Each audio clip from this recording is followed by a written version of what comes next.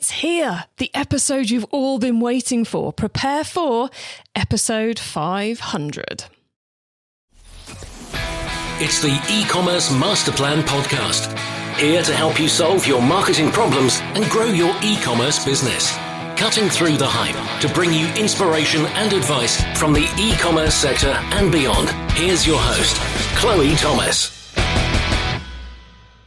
Hello and welcome. Thank you for hitting play on this milestone episode and deciding to learn from our inspiring guests.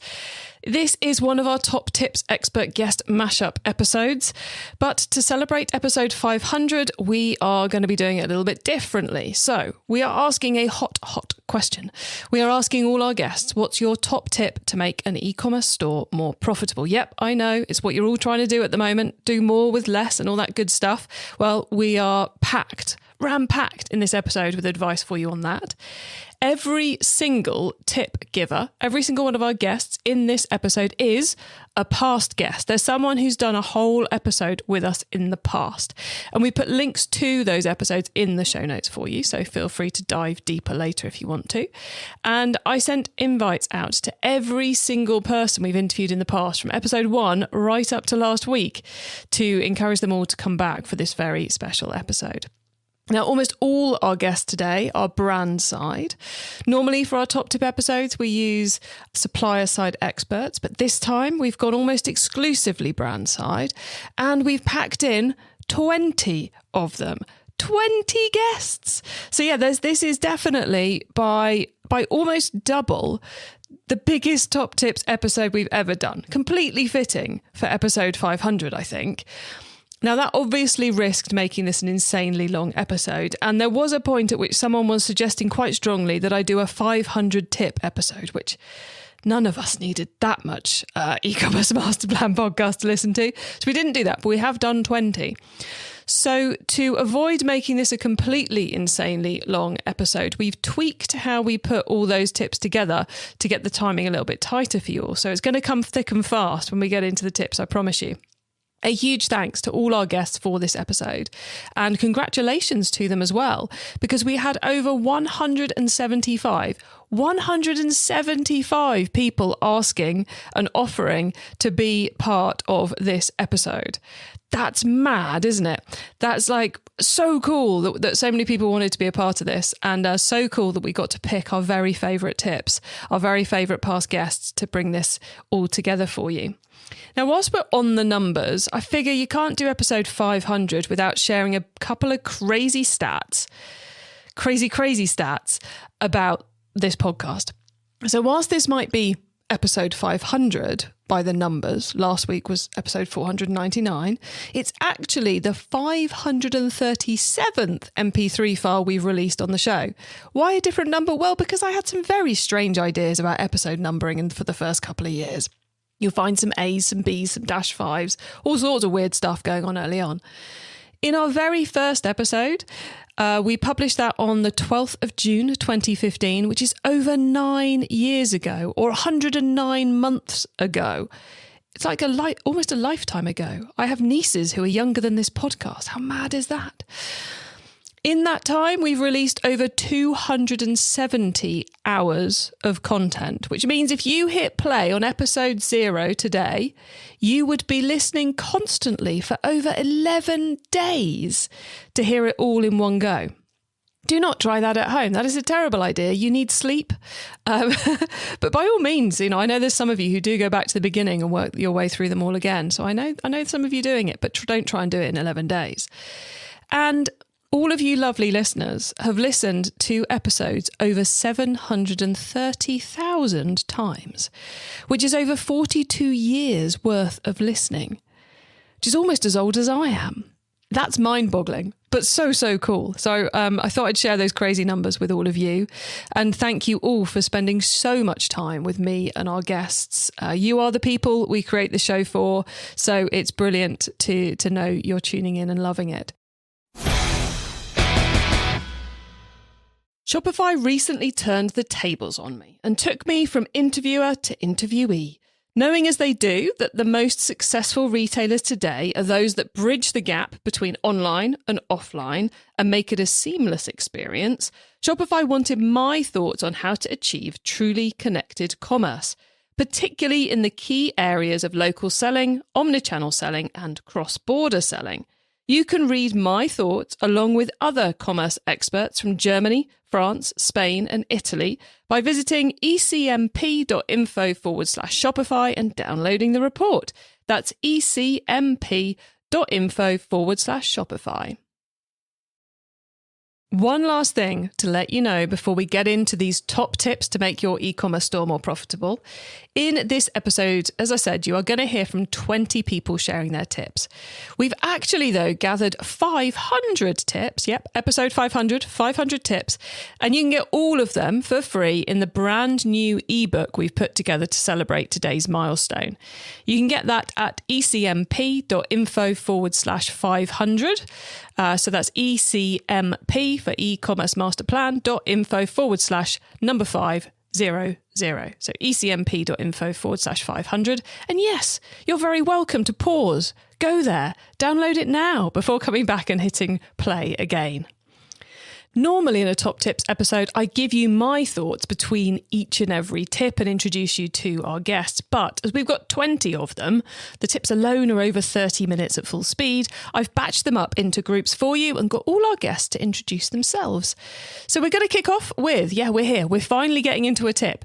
We are going to kick off with Mike and Lucy. Mike is getting into the fundamentals of it all, and Lucy is sharing 5 killer tactics for improving profits. My name is Mike Stevens. I am the author of the direct-to-consumer Playbook. I'm also a serial founder and consultant for challenger brands. And here is my top tip. You're going to get loads of tips all about some brilliant things like SEO, marketing strategy, how to build teams, how to budget. And all of the things are really relevant. But there is one thing you all need to do first, and that is focused on your product market fit. If your product market fit doesn't work, then everything else you do is not going to work either. In my experience, good product market fit is more important than strategy, runway, and even teams. You have to make sure you're solving a big unmet need or doing it better, cooler, cheaper than what's already out there. And if you can't do that, you're going to struggle whatever you do. Teams with a fantastic product market fit are often all over the place behind the scenes, but yet they're still winning. This is because, despite the chaos, they are winning because they are too busy just getting products out the door because there is just natural demand for what they do. They haven't got time to worry about structure or streamlining or reporting or processes. They are just focusing on meeting a need with their amazing products. The opposite of that is well-oiled machines with great teams, great founders, great processes and really nice products, but with no market demand. They aren't going to work because no matter how good the product is or the teams are, without demand, there's just no point. Those businesses, they're destined to either pivot or die.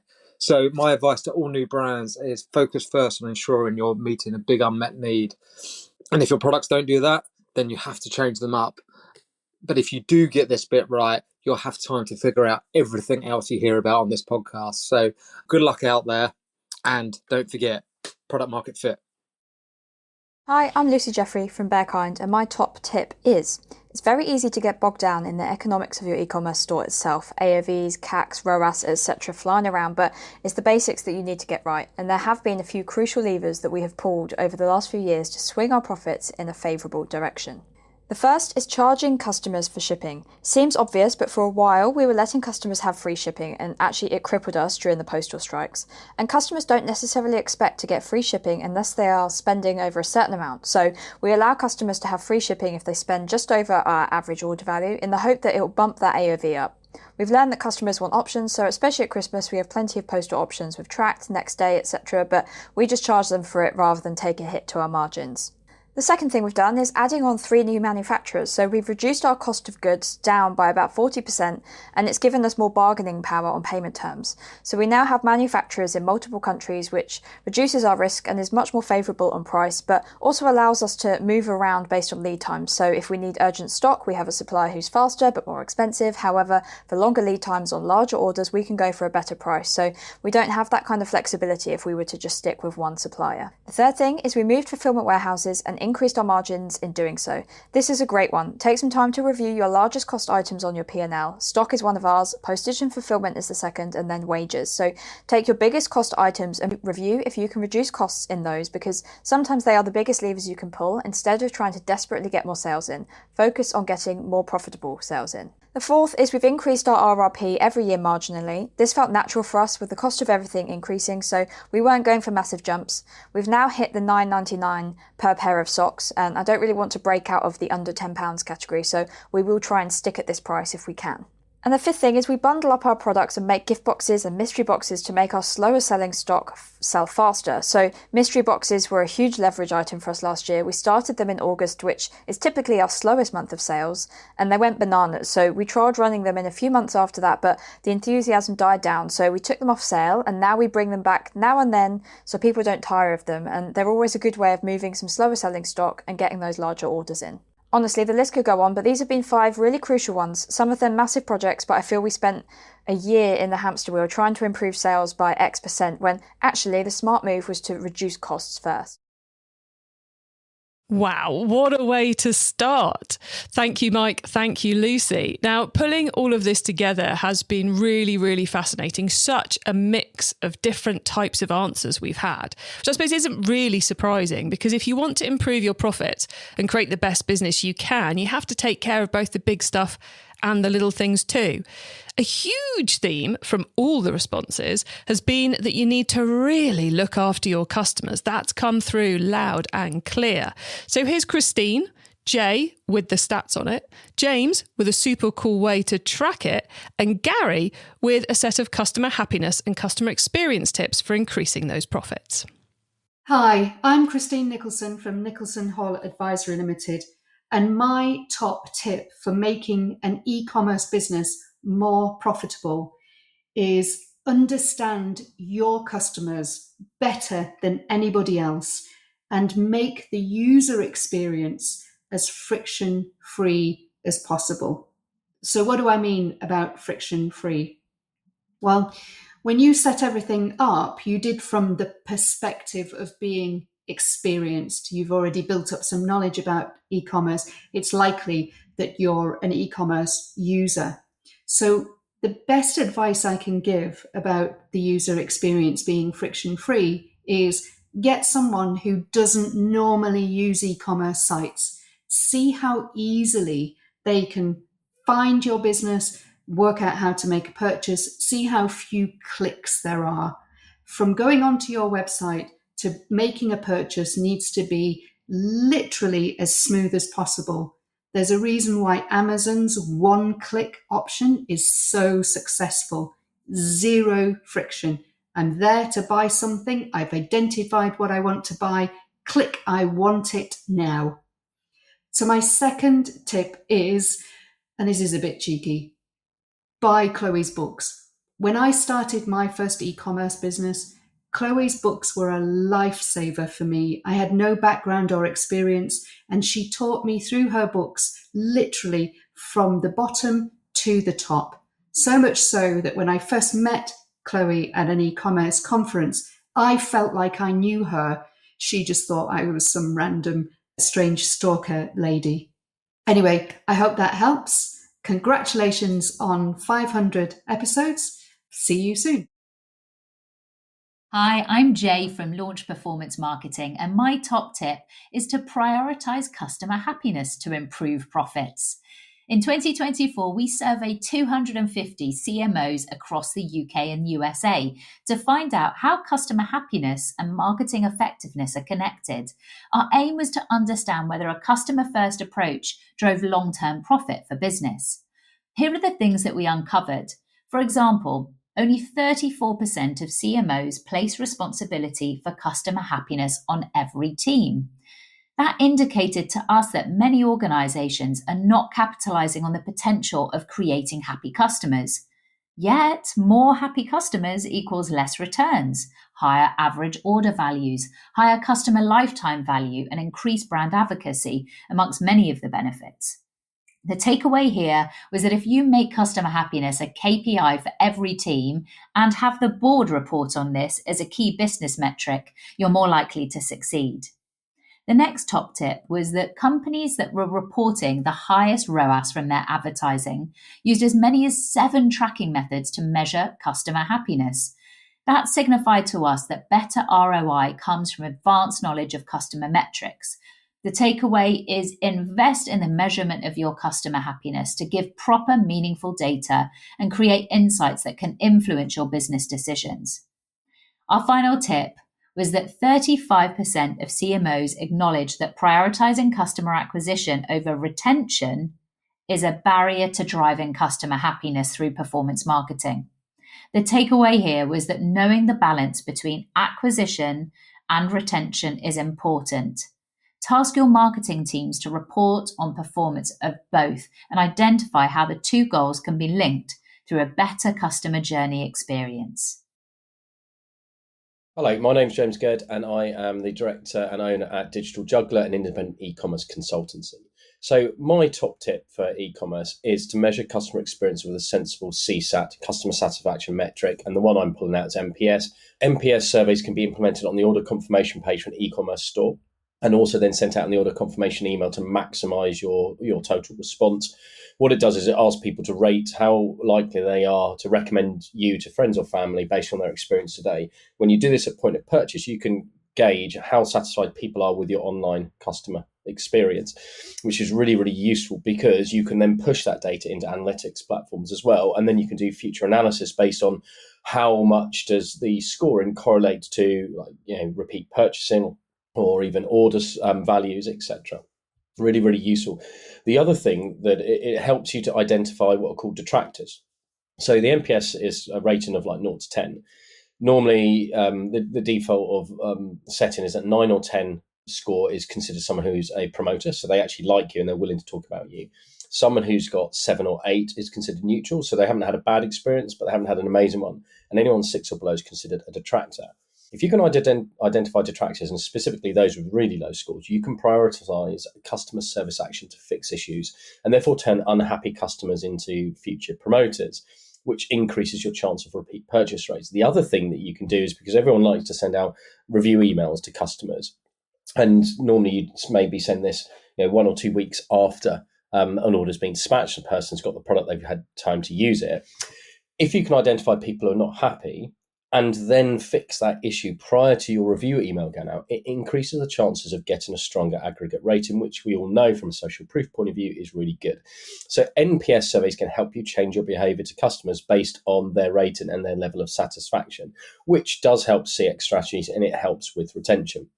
The other thing you should then do is send a follow-up NPS survey several weeks after the product's been delivered, because now upfront you're measuring the on-site experience, their purchase. Then you measure post-delivery the satisfaction with the shipping service, but also with the product to find out if something's changed. Because if somebody goes from a promoter to a detractor, you need to fix that issue and find out why, because that would reduce their chance of going on to place another purchase if they're now really dissatisfied. Equally, if somebody's suddenly really happy, maybe you want to push things like your loyalty or referrals. So the beautiful thing with CSAT is it's fluid. It changes and you can react to it, but you can only do so if you are measuring it accurately and consistent. Hi, my name is Gary Amstutz from Sticker and Label SA, and my top tip is to focus more on the entire customer experience than the product or products that we are selling. I think the e-commerce space has got incredibly competitive and we can no longer just focus on the widget that we're selling. Hopefully some of us are doing some personalized and customized work as well, which obviously gives us a slightly better USP. But the important thing is to really focus on that entire customer experience. So you create an army of advocates and give someone that warm, fuzzy feeling when they're placing an order on your site, which makes them want to order again and tell the whole world about your product and service. Christine, I promise I never thought you were a stalker, but I am loving that cheeky little promo for my own books. Thank you. Catch up soon. Okay, something we're going to see increasingly linked to customer experience in the coming years, and something which can have a very nice impact on profit, is sustainability. No, really, it can improve your profits. And Adam is joining us to share some great advice on this front. Hi, my name is Adam Bastock and I'm from Small99, and my top tip is to focus on sustainability. This comes in two halves. There's your internal and external sustainability strategy, and really, if we're looking internally, this starts to become an efficiency drive and helps you become a leaner, greener business. If you're using less packaging that's being thrown away, or smaller packaging that's more appropriate, not only is your carbon footprint going to be lower because you're using less material, your costs are also going to be lower because you're not buying in as much product or as much cardboard or whatever it might be as much as you need to. Cutting carbon and looking at ways to effectively reduce your carbon footprint is often going to come with cost-saving exercises, and therefore is going to increase your profit margins with a story to tell. And that's really the key part, is that externally, telling your customers what you're doing on that is going to be a really effective way to try and win them over and stand apart from the competition.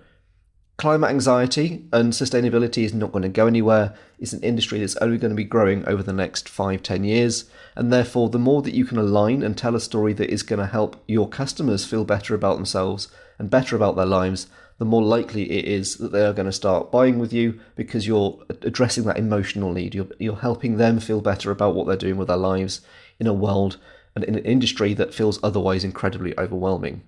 And therefore, if you can take what you're doing internally and weave that into a really compelling sustainability story that you can tell with confidence on your website, even if that includes small things like making sure that you're using the right size boxes for the packaging, or that you're choosing the right couriers for it to be delivered with at the end, all of that adds up into a really big, powerful story for you to tell that it's quite likely, in my experience, your competitors are saying absolutely nothing about, and therefore is a real good point of difference and a good way for you to outcompete your competitors. Loving that take from Adam. And as Adam touched on, a great way to increase profits is to decrease costs. Several of our tipsters have some very nice advice on cutting costs. Here's Kathleen, Stephen with a super cheeky suggestion, and Anthea with a great tip for cost cutting as well. Hi, I'm Kathleen Sullivan Garman from SullyGarman and Associates.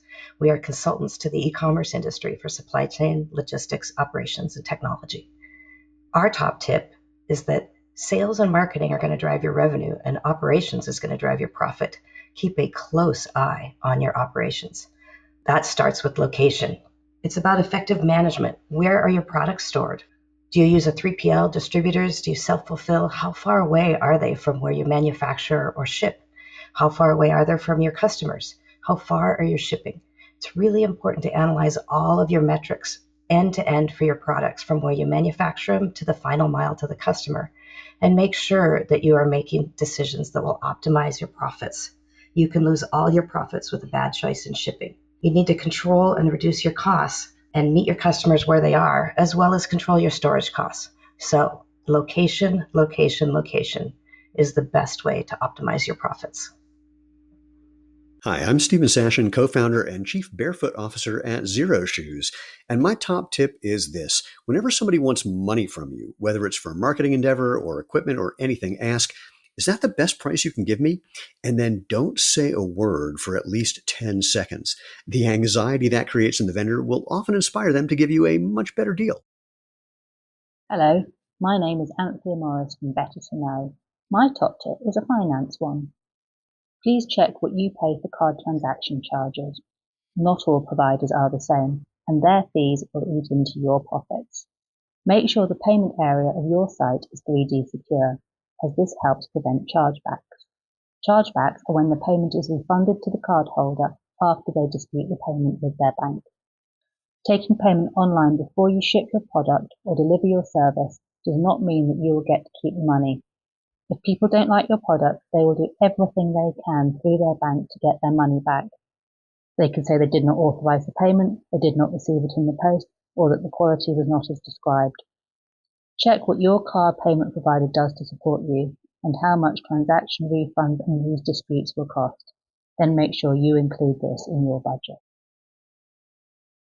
Love those cost-cutting tips. Of course, you can cut all the costs you like, but you really have to be clear on your numbers, the income, the outgoings, the margins, the profit margins, and all of those kind of good things if you're really going to use profit as a way to push your business to further successes.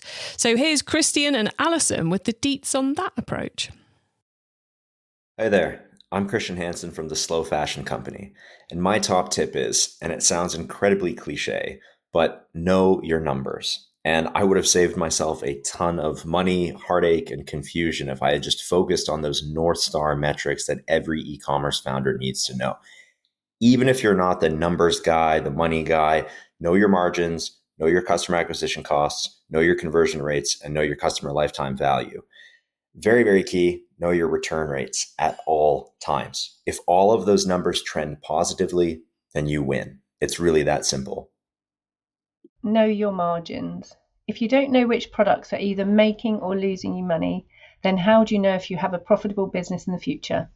There are many different margin stages to work through, so I find it best to start from the beginning. The first step is to work out your intake margin. To do this, you take the RRP or planned retail price and minus off the cost price and any other product costs such as VAT and shipping. What you have left is the profit that you'll be making on that product if you were to sell it at full price. But in reality, products are often sold at a discount, whether that be 10% off the first order or a 25% promotion to drive sales. This margin is the sales margin and tells you what a customer is willing to pay for your product. It is important to understand the relationship between the intake margin and the sales margin, as it will give you a view about how well your business is doing and what the customer is willing to pay. The next step is to look at the gross margin. This is the margin that you make once you've taken into consideration any money that you can claim back or need to pay out based on contracted terms. For example, you're receiving a cost price reduction from a supplier due to growth, or you may have to pay out money to a wholesale account to support their markdown.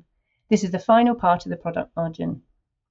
The next step is to look at the overall profitability of the company. This is generally where your accountant or finance team will be reviewing margins. They take the gross margin and then reduce any indirect costs such as deliveries to customers, returns back into your business to work out the gross profit. The final step is to take out your overheads, also known as fixed costs, which give you the net profit. Having reviewed each part of your margin, this will give you a good indication of where you can save money and if you are spending the right amount on important areas like marketing and tech. Okay, I know that's a bit heavy and all a little accountancy-like, but it's super important. Understanding that margin can mean different things is crucial, and understanding what those numbers are in your own business is double crucial. We're now over halfway. We've still got the awesome marketing tips section to come, but I think right now we should take a bit of a zoom out again. We just got super nitty-gritty, so let's zoom out with the advice of Kunle and Janis. My top tip really is cross-functional growth. To maximize profitability, ensure your marketing, operations, and finance teams are in complete sync. Marketing should be P&L driven and clearly categorize campaigns in short, medium, and long term for finance clarity. Profit-focused marketing takes fewer risks compared to growth-focused marketing. So aligning your efforts towards sustainable profitability, particularly in the given economic environment, will be really important. This approach enables better budgeting, forecasting, and resource allocation, ensuring every campaign contributes to the bottom line. Additionally, regular cross-departmental meetings can foster better communications, quickly addressing issues and adapt strategies in real time, ultimately leading to a more agile and profitable e-commerce operation. My tip essentially is just make sure you're delivering sustainable profitability through cross-functional growth. Hi, I'm Janis Thomas from Look Fabulous Forever, and my top tip is to provide your customers with useful and helpful content. Really think about what your customers will find valuable and not just what you want to tell them about. We do this at Look Fabulous Forever. We create makeup and skincare products for older women. And as you get older, how you apply makeup in a flattering way is completely different, as well as the products that you would use for that. So, for example, how you apply eyeliner to look great when you're 75 is completely different to the technique that you would use when you're 25. So, we provide useful and helpful tutorials that show our customers exactly how to apply their eyeliner. And we don't really mind in the short term if they're still buying product from our competitors, that we would rather invest in that relationship and be useful and helpful, even if customers aren't buying our product. Our customers find our content so useful and helpful that over 85% of our customers want to receive an email from us every single day. And over 50% of those emails get opened. So you can see how investing in really great content that our customers find valuable really helps us grow our business. Epic advice there from epic members of the UK e-commerce scene. Thank you, Kunle and Janis, for that. And 2 epic strategic decisions within those tips. First off, don't let the siloing of teams, knowledge and data hamstring your business. Huge topic going on in theory discussions at the moment is how do we democratize the data and unsilo things. It really is essential if you really want to push things. And building trust, investing in earning your customers' trust, it is going to pay back. Hugely powerful, hard to track, but hugely powerful. Although go back and listen to James's bit earlier for more on that. Okay, we've had some equally epic marketing tips come in as well, so let's get to them, but after the ad break. Stay tuned.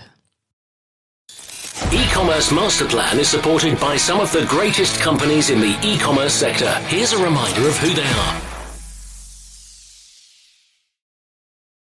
Shopify recently turned the tables on me and took me from interviewer to interviewee.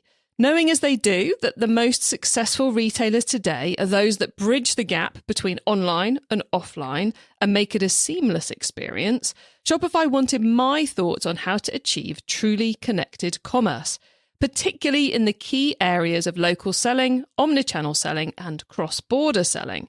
You can read my thoughts along with other commerce experts from Germany, France, Spain, and Italy by visiting ecmp.info/Shopify and downloading the report. That's ecmp.info/Shopify.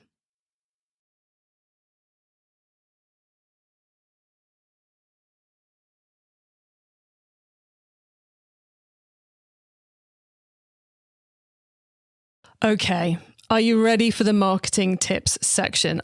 These are super varied and all tips I'm a little bit jealous of because they're so spot on for what you should be doing to increase sales and lower costs and increase the impact of every marketing pound that you spend. I love these. Clearly, you're going to have to listen to this whole episode at least twice to get all the goodness out of it. But if you don't have to listen to this part twice, I want to know how you managed it, because the tips, the advice, the ideas, the inspiration are about to come thick and fast with Izabela, Luke, Pat, Laura and Anna. Hi, I'm Izabela Russell from Music Radio Creative, and my top tip is speed. Keep an eye out on your Google Analytics and watch for the speed of your website. We have seen tremendous improvements to both traffic and conversions by simply optimizing all of the Google metrics. Watch out for the size of your website, the size of the pages. If you have audio, make sure to optimize it to be as little as possible. Convert all of the PNGs into JPEGs and make sure that they are as web friendly as they can be. Google likes to pay attention to the speed not only on desktop, but definitely on mobile. And that's a completely different metric altogether. So make sure your website is as well optimized for mobile experience as it can be. Hello, my name is Luke Carthy and I am an e-commerce consultant. So my tip is one of the biggest things that I see that e-commerce brands do, and it's an easy thing to clean up, is to prevent sending buckets of paid cash to products, to items, to listings that are out of stock or unavailable. And there's a simple way to help identify this problem so that you can prevent it and, of course, save yourself hemorrhaging money that you could spend elsewhere. And really, it's as simple as bringing your stock information or your listing information, if it's unavailable or so on, into your GA4 property. So whenever someone views an item, so the view item event, bring in your stock status to that. And what that means is whenever a visitor lands on a particular listing or a product page, it will also bring in the stock status. You can then bring in your channels or your referrers or any of the information that's important to you. And then you can understand whether paid search is responsible for driving lots of traffic to items that you just don't have available. It can save you thousands. It's a really quick fix, and it's a great way to stop wasting cash, valuable cash, on things you don't need to. Hi, my name is Patricia Colwood. I am from True Serenity, and my top tip is always give your customers an experience, and do this through effective marketing using social media marketing, publications, and usage of AI tools. How I do this is that with every customer that purchased something from my tea business, I usually send them a postcard or something that describes on how they can use our products, and also different links, QR codes, and etc. Also, how I use social media to market my business. What I usually do, I use creative content, I use reels, I use ads, I go live. I do many things that help to bring the experience to my customers to even learn more about my business. Also, I use publications. I make sure I do a lot of blogs. I do newsletters. I do workshops and so forth, so that my customers can continue to learn about my business and about the different teas that we offer. Also, the usage of AI tools. You can use AI to bring even a greater experience to your customers. And how I do that is using AI tools such as ChatGPT to create content for my social media platforms. Also, developing like an audio newsletter so that every time my customers come to my website, they are able to download the newsletter to learn about my company and the different products that we offer. Hi there, my name's Laura. I'm the founder of Lelo, the luxury boxed wine company. My top tip is to really think creatively about how you can do things for free that capture customers' attention before defaulting to paid media spend. We spent an entire year where we spent 90% less on marketing than we had done previously. And it taught me so much about personal brand building, about stunts, about all those attention-grabbing things that you can do that get more pairs of eyes on your brand that don't involve dipping into your marketing budget. Hi, I'm Anna Wilson from Kia Sense, and my top tip is to optimize data capture. It can cost a lot to get visitors to your website. Very few will buy in their first session. Don't rely on them remembering to come back. Try to capture their details so you can follow up with them. It doesn't need to be a pop-up a visitor sees immediately with 10% off. There isn't a one-size-fits-all. Test the format. Is it a pop-up, a full page, or a flyout? How about the timing? Should it be shown straight away, 10 seconds in, on exit? What should it look like? Does it need a product, a lifestyle image that portrays your brand? And what should the message be? An offer, a competition, a list of the benefits to signing up? Understanding the measures of success. It isn't just about the submit rate. Think quality over quantity. Lastly, your winning formula may need to be different on desktop versus mobile. See?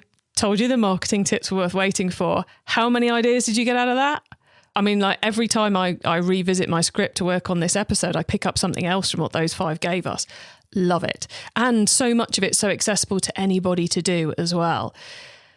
Which brings us to our final tip, which is from Ben from Bowden. And it's just the perfect one to complete our top tips to help you make your e-commerce store more profitable. Here's Ben. I'm Ben Dreyer. I'm the Operations and Sustainability Director at Bowden. I've been here at Bowden since we were about a £10 million business, and now we've grown to over 300 million. My top tip, you must always be evolving, never sit back. Whenever we have sat back, we've seen our growth slow. As well as constantly changing, never do something because everyone else is doing it. Do it because it's right for your business and for your customers. And finally, avoid being a busy fool. Growing sales is very alluring, but if they are not making you margin and profit, find something that does.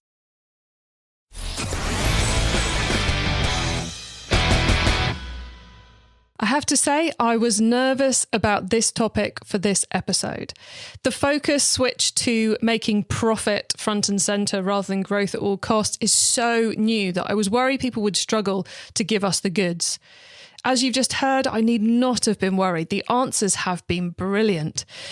As you've just heard, these are the ones that we picked for the episode. They were the best of the best as we went through it all. I mean, it was really hard to narrow them down to try and create a nice range of things for you to hear about. Well, there are another 480 going from big picture to a super lot of practical stuff. Loads of practical stuff we let stay in the ebook for you. You can get all 500 tips in our celebratory ebook at ecmp.info/500. Something that's missing from this episode, and that's my tip. What is Chloe's top tip for how to make your e-commerce store more profitable? Well, you'll find a fair few by me in the ebook, but I think the one you need to hear most right now is that its success and profits come from focusing on the right things. It's a skill I call should-could. It went down very well when I did it on stage at MailChimp's conference here in the UK a few weeks back. So it's definitely one you need to hear, especially because we've just given you so many ideas from all those 20 tips from our guests. The thing is, there are so many things you could be doing in your business right now. But what you need to be focusing on is the ones you should be doing, hence should-could. That's something you should be doing daily, weekly, monthly, quarterly.